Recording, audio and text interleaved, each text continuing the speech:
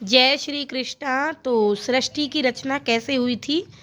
ब्रह्मा सृष्टि की रचना का विचार करने लगे, पर जिस ज्ञान दृष्टि से सृष्टि की रचना हो सकती थी वह उनके पास नहीं थी। एक दिन उन्होंने ध्यान में तप तप की ध्वनि 3 बार सुनी। उसी से उन्हें तपस्या करने की इच्छा हुई और उन्होंने तपस्या करनी शुरू कर दी। उनकी तपस्या से प्रसन्न होकर भगवान ने उन्हें सृष्टि रचना का भार सौंप दिया। सृष्टि के धारण पोषण और संहार की शक्ति भी उनको प्रदान की।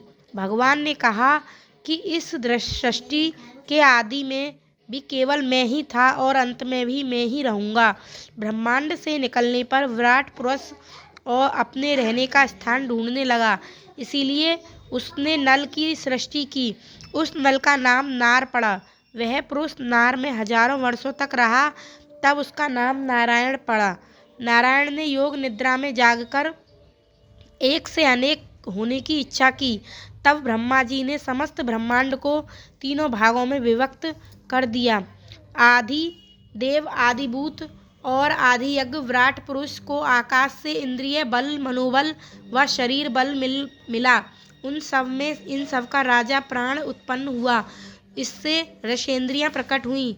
बोलने की इच्छा हुई तो जीभ प्रकट हुई। सुनने की इच्छा से कान, सूंघने की इच्छा से नाक, इन सब की इच्छा से वायु प्रकट हुई। देखने को इच्छा से नेत्र व सूर्य की उत्पत्ति हुई और उन्हें विदित रूप का ज्ञान होने लगा। कर्म करने की इच्छा हुई तो कोख, नाड़ियाँ व आंतें उत्पन्न हुई। फिर बुद्धि उत्पन्न हुई, जिसमें श्री ब्रह्मा ने प्रवेश किया और ज्ञातव्य विषयों को जानने लगे। फिर हृदय प्रकट हुआ, जिससे चंद्रमा का उदय हुआ। इससे क्या करना है क्या नहीं करना है इसका ज्ञान होने लगा। विराट पुरुष के सिर से स्वर्गलोक, पैरों में पृथ्वी और नाभि से आकाश की उत्पत्ति हुई। मन सभी विकारों की उत्पत्ति स्थान है और बुद्धि समस्त पदार्थों का बोध कराने वाली है। सत्वगुण की अधिकता हो तो स्वर्गलोक, रजोगुण की अधिकता हो तो मनुष्य लोक, तमोगुण की अधिकता हो तो पाताल लोक मिलता है। जय श्री हरि।